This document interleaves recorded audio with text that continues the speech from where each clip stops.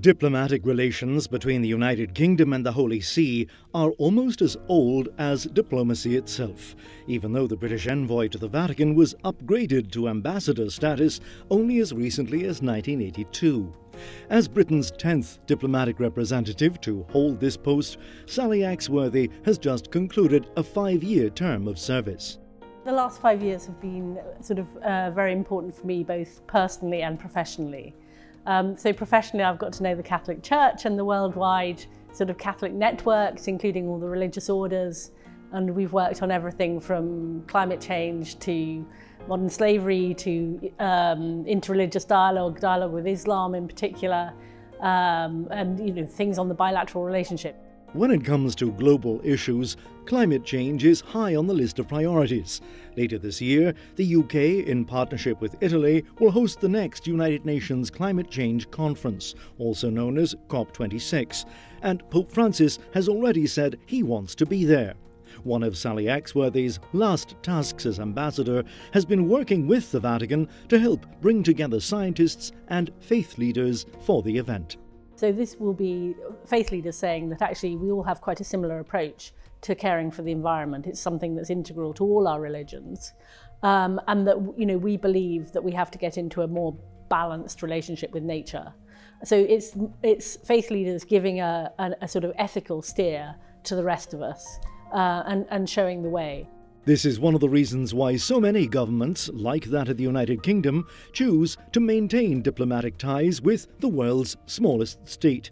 It's what diplomats call the Vatican's soft power. It's not about votes in meetings, it's not about armies, it's about saying this is what we should be doing and we need to get on with it.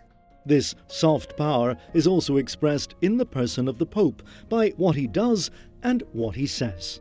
And I think Pope Francis has been very keen to say that religious belief is not just something private and personal, but it should affect the way you live your whole life.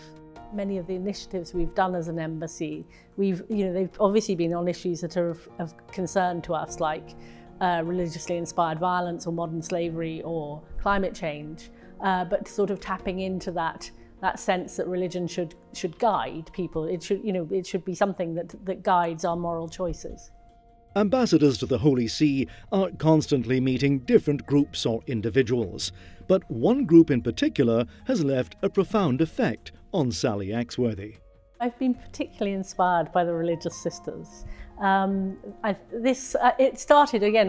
When I came here, I don't think I knew any religious sisters, but for my first International Women's Day, I interviewed the leading British religious sisters. Actually, I probably interviewed all the British religious sisters in Rome, and got them to tell me their stories. And these stories were, incredible. They were stories of service in difficult places or in challenging conditions, and of selflessness. And they talked about their own motivation, why they'd become religious sisters, and what religious life was like for them. And I was really impressed by this. The ambassador's 5 years in Rome have included several highlights in terms of people she's met or events she's attended, but she has no hesitation identifying her favourite. The highlight of my time here was the canonisation of John Henry Newman. It was something I had no idea was going to happen. He was the first British saint to be canonised for a long time. The last one was in 1976, I think. So we're not a country that has saints canonised every year. As Ambassador Axworthy returns to the UK to take up new responsibilities, she says she looks forward to when she can come back to Italy and go on long, slow walks in the hills around Assisi, the same hills where St. Francis walked.